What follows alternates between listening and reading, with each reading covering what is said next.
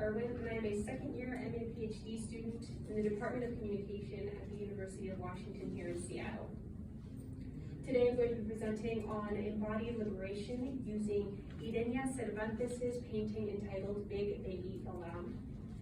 Due to some significant changes I've made since I originally submitted to the conference, and due to time constraints, I'm going to be focusing more on the Chicana aspect of this project as opposed to Chicana and Maori. In a world where race and gender are constructed and inscribed onto bodies, one of the most radical things a marginalized person can do is reclaim their body through their own chosen inscriptions. Black, Indigenous, and other people of color have suffered under a long history of colonization and the colonial habitus, to borrow from Pierre Bourdieu, which produce systems such as racism and colorism that feed on visual differences to construct social hierarchies.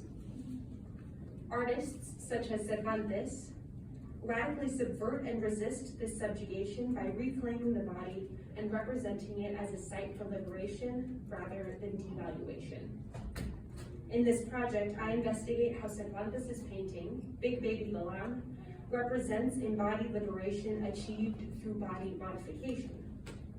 Embodied liberation, therefore, entails recognizing and remembering the body as a site on which pain and trauma are inflicted through colonial inscription, and also reframing the body as a site for liberation by reinscribing meaning and value.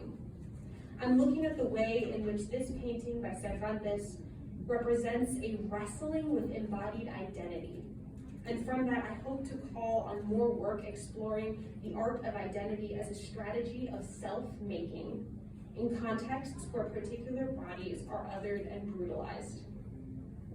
Situating this discussion within the context of the colonial habitus and embodied liberation sort of changes the way we think about tattooing, which is usually centered on white subjects and white bodies. And even when there is an acknowledgement that tattooing has been an appropriated practice and has indigenous cultural roots, it still sort of recenters the conversation on what it looks like when white people appropriate. By centering women of color and the systems that other in this project means that there will be a different meaning and use value for people of color when it comes to tattooing and self-making. Now, I chose Big Baby Alarm because it has great personal significance for me and was the catalyst for this entire project. I credit this painting with the beginning of my sort of awareness of my positionality as a white-coated, mixed-race Chicana. When I first encountered this painting, I sort of locked eyes with Cervantes in her portrait, and I was struck with how much I could see myself reflected in this image. And looking at this painting, I was moved by how much of my own journey in self-discovery was reflecting back at me. And it validated my experiences and pushed me to consider what reclaiming my body from dominant inscriptions would look like and how I could represent that process. Tattoos offered me a way to visualize my development in a radical way and claim my past, my present, my culture, my becoming. Now, I acknowledge that I can choose to mark myself in a way that more visibly coded women of color don't or can't. BIPOC women come pre-marked through the trauma of racism and have experiences different from my own. So I want to first acknowledge that I'm centering my analysis of this painting, beginning with my relationship with it and allowing for that nuanced understanding, but my discussion is situated in a larger context and among different experiences that inform my intervention, embodied liberation. Now, as I dive into this painting, I think it's first important to deal with the habitus of the colonial state and the systems, and to contextualize the systems that control how bodies are read and valued. Within this habitus, racism and colorism are employed to justify the devaluation and brutalization of Black and brown bodies, to create a hierarchy using visual differences. So, for example, being closer in proximity to whiteness means being closer to superiority, while being closer in proximity to Blackness means being closer to inferiority. Using that context, I also turn to discuss embodiment and identity and how Black and brown bodies form embodiment and identity within and in spite of that habitus. I use a postmodern phenomenology to conceptualize identity, which is constructed through relationships and embodied experiences.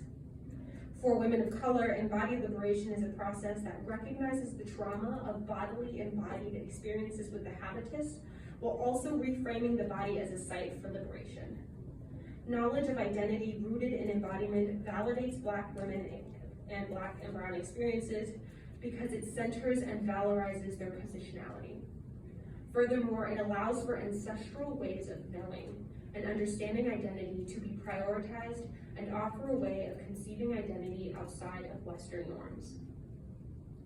Body modification practices are a way to further engage the bodily perspective and embodied experience by altering the body as a way of re-inscribing it. I'm focusing on tattooing because of how it visibly and permanently marks the body through self-selected images and symbols that represent the experiences, identity, and interests of its bearer.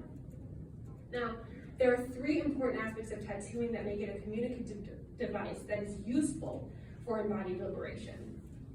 One, tattooing defamiliarizes the racialized body because it is a practice that operates outside the dominant appearance norms of the colonial state's habitus. Two, tattooing, in some cases, not all, indicates belonging or identification with group or cultures which engage collective experiences with oppression and cultural history and efforts towards liberation.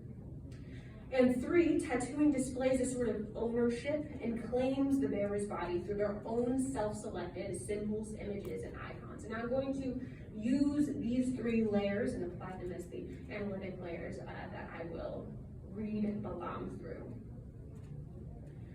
Cervantes engages in a defamiliarization in Balam through her transformation. In this image, we are witnessing her in the twilight of her transformation between her human self and her jaguar spirituality, which is a call to Aztec spirituality, which has elevated the jaguar as a symbolic animal. She represents herself as getting closer and closer to this spirituality as she covers herself with Nahua and Aztec glyphs and spots, as we can see in this image here. Through this layering, her racialized facial features are not visible, if not indiscernible. For example, if you look at the area that would be her mouth, she has placed a sort of jaguar mouth over. She has modified her mouth to look like a jaguar, so you can barely see her own lips. She modifies her body in a way that prioritizes revealing and visually reading the scripts of her transformation and inner landscape. And she superimposes her ancestral inscriptions over colonial ones and asks viewers to see her through those inscriptions rather than the colonial state's racialization. She doesn't change her skin color though, as we see her skin color still peeking through and bits of her human self still very visible. She just changes the script through which her body is perceived. Balam also makes explicit connections with her ancestral indigenous past and heritage to demonstrate her belonging to a history and identification with a cultural group. For Chicana artists such as Cervantes, reclaiming and reimagining the colonially despised Indian self and beliefs is a fundamental component of Chicana consciousness. Eurocentric standards erased sacred cultural and tattooing and painting because it was considered inferior and a way to further distinguish the devalued body. So their appearance in Big Baby Balam reconnects the present Chicana to her sacred ancestry, meaning that the symbols remain resilient within her. It's as if she's communicating across spiritual planes. She's in a napantla, as Natur would put it, an in-between of past and present, of her colonialized and uncolonialized self, her spiritual and her real self. In her own writing, Cervantes actually thinks and reflects on what it would be like for Native Mesoamerican scribes 500 years ago to come up with and use these glyphs as she has used them, and centuries later, she reimagines them and determines to decipher them and their meaning for her time. So in this portrait, we see Cervantes subvert colonial erasure not only by remembering, but by also allowing those memories to be displayed on her skin. And finally, body modification has traditionally been a way to capture transformation or stages of self-discovery and identity. Cervantes allows viewers into her inner landscape and identity through this painting. So she not only reveals her ancestry and cultural identification, but also the way she interprets them and connects them to her present body. In Balam, Cervantes demonstrates, as Laura Perez would put it, the glyphs for water, corn, and other natural elements, making plain the stuff of which she is made. At the same time, these glyphs' appearance on her body in the present allow her to situate them and reinterpret them for herself. Cervantes' Nepantla, her in-between, is a space where she balances and holds the many parts and histories: her colonial and indigenous heritage, her womanhood and her ethnicity, her ancestral self and her present self, and how she is read through colonial inscription and how she inscribes herself.